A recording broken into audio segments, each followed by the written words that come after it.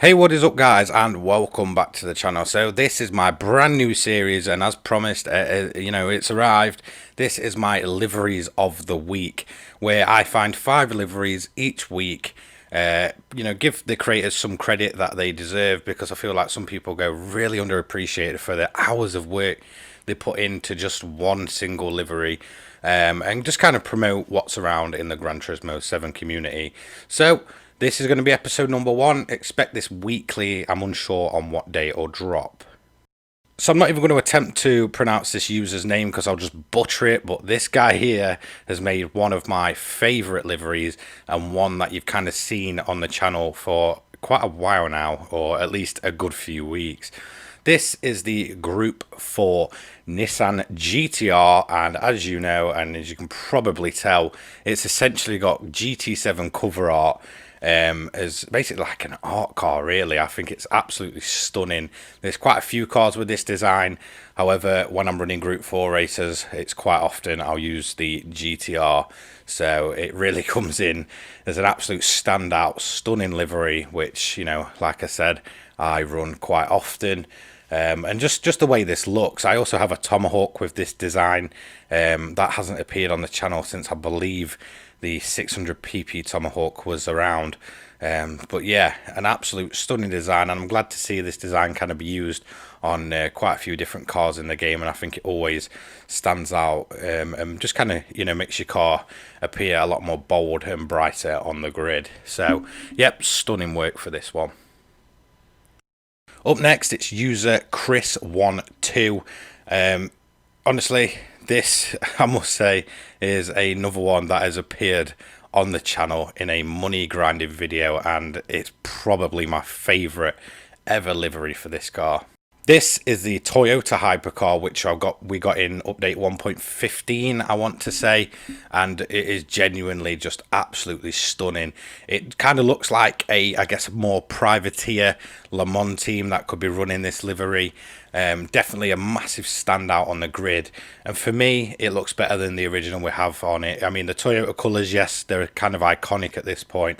But honestly, this kind of just transforms the look of the car. It's a lot more bold, it's a lot more brighter, in your face, and I actually really love liveries like this. You probably can tell, but I feel like it just kind of gives it that extra modern touch, almost, I guess, how can I say it, more like cyberpunk-esque. With all these neon colours, and along with the dark in the background to really make them pop. So yeah, and it's running my personal lucky number. So now we have Silent Mother.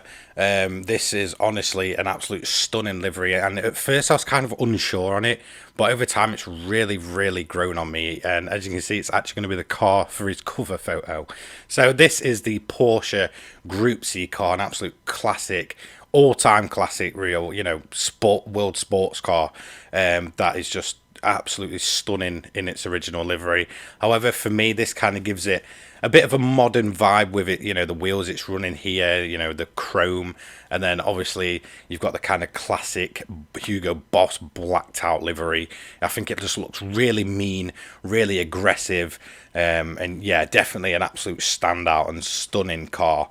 And it just kind of just all pops. I feel like, the white outlines of the text with the the black in the middle, just kind of making it stand out. And again, just making it almost look like a stealth fighter with that huge big wing and all that good stuff, but with subtle modern hints. So it's sort of like a classic with sort of a modern overhaul. So really awesome work on this one. Absolutely love it, and it's really grown on me. For our fourth livery, we have RIP, it's Ripper, and yep, another one that is an absolute stunning livery. And again, you may actually have already seen this on my channel, or you may have not. This is for the Nissan Skyline Super Silhouette, running the classic Reebok livery. Now, I believe it was on like R31, and it didn't have like all this amazing, cool body kit on it in real life, but obviously we've kind of, he's kind of transferred it over, got it on the Super Silhouette, and I think it's an absolutely stunning job. And obviously, it's kind of cool to run my own country's flag. So honestly, absolutely stunning work on this one. I absolutely really enjoy this livery. It really makes the car sort of pop, stand out, and it's kind of cool. I love it when official liveries are kind of transferred to other cars so well. So it's sort of a hit and miss thing, and it's definitely hit the mark with this one. I especially like that it keeps the sort of Japanese feel, but also gives it a bit of a European feel at the same time. So honestly, stunning job on this one. And finally, we have the Yard Shunter with perhaps one of my, I guess one of the more underrated liveries in this. It's a car that's not been very popular since it was around. However, it's always awesome to have a good looking livery for it. So this is the Roadster Shop Rampage, and it just gives it that kind of, it's difficult to explain, sort of modern hill climb look to it, and I think it really just sort of stands out. It looks aggressive, it looks beefy, and it just looks really, really good. So not much to say really for the rest of it. That is going to be all 5. If you want, a chance to sort of enter this, for me to find your liveries easier, just, put my username into the tags, my on-screen YouTube name, and it just kind of makes it easier just to find your liveries. And if I like them, I'll feature them in a video. This is going to be weekly from now on. I will do 5 a week, so hopefully we'll get a nice collection coming, and it just makes it easier for you to search up the user and have a look at the content they produce and kind of give back to the GT7 community. Thanks so much for watching. Don't forget to like, comment and subscribe, and I'll see you all in the next one.